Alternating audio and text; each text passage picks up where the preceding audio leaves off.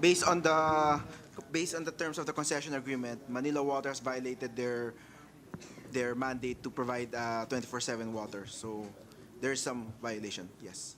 Unfortunately, the MWSS regulatory office has no authority to impose fines and penalties at this time.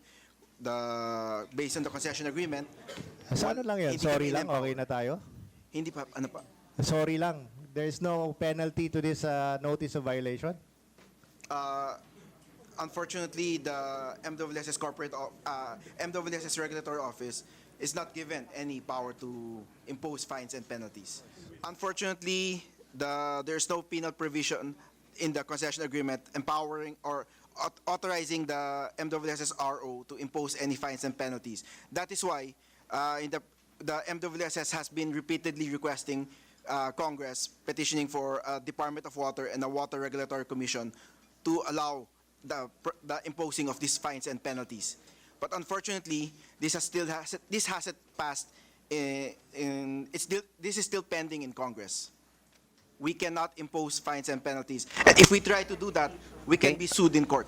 Muli, namamangha ako sa mga pahayag ng regulator ng MWSS. Sabi niya wala raw kapangyarihang mag-impose ng fine.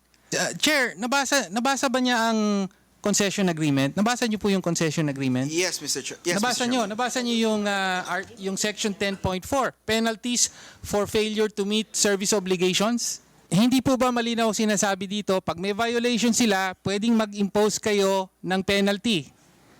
Tama po. Sa next rebasing kasi na epekto eh. Yes, kasi once every 5 years kasi. So, It's makukuha yung not rebate. rebasing. Ang sabi po rito, the amount of any penalty the concessionaire shall pay any penalties in connection with this section to the regulatory office within 30 days after receipt of a demand thereof. So ano po yung binabanggit niyong mga rebasing and so on? Mr. Chair, napakalinaw po ng sinasabi dito. Ang sinasabi niya, kailangan pa po tayo maghintay ng rebasing ng kanilang rate bago masingil yung in 5 years, bago daw masingil yung penalty. Napakalinaw po dito. After 15 days, kung hindi pa nila naaayos, pwede na po kayo mag-impose ng penalty. We will revisit that again. What do you mean We will revisit? revisit that. We have just read it. No, Mr. Chair, I am astounded at the incompetence being displayed by this regulator. I think it was very clear. Now we will ask now the congressman will bring out whether they are satisfied, whether they feel it's enough. What Winnie Costello was whispering to me is that perhaps in the law there's no we have to add a penalty provision for those who do not comply with who fail to comply with some parts of the concession agreement.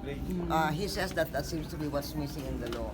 So that is not an issue of the presentation. That's an issue really of a deficiency in the law.